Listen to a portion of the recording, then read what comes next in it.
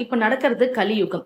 இந்த கலியுகத்துல எல்லாருமே எந்த விஷயத்த தேடி ஓடுறாங்கன்னா, முருகர் அப்படின்ற ஒரு கடவுளை தேடி ஓட ஆரம்பிக்கிறாங்க. முருகரை கெட்டியா பிடிச்சுக்கணும் அப்படின்னு நினைக்கிறாங்க.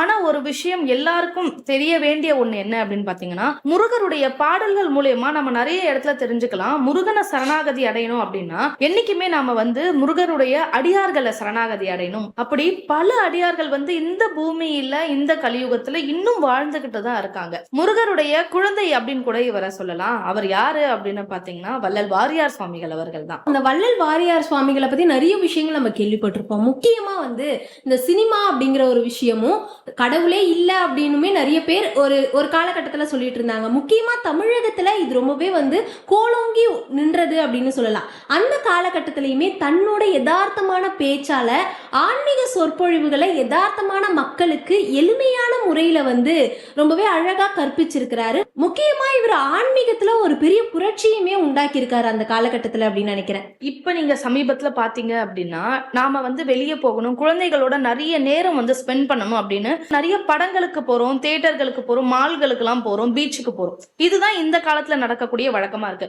ஆனா அந்த காலத்துல குடும்பமா வள்ளல் வாரியார் சுவாமிகளுடைய சொற்பொழிவுக்கு போவாங்களாம். ஏன்னா அவருடைய பேச்சு அந்த அளவுக்கு மக்களை அவ்வளவு ஈர்க்குமா.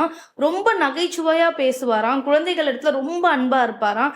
அவருடைய சொற்பொழிவுக்கு போகணும் அப்படின்னாலே தனி சந்தோஷம் வந்துரும் அப்படின்ற அளவுக்கு கூட இருந்திருக்கு அப்படின்னு சொல்றாங்க.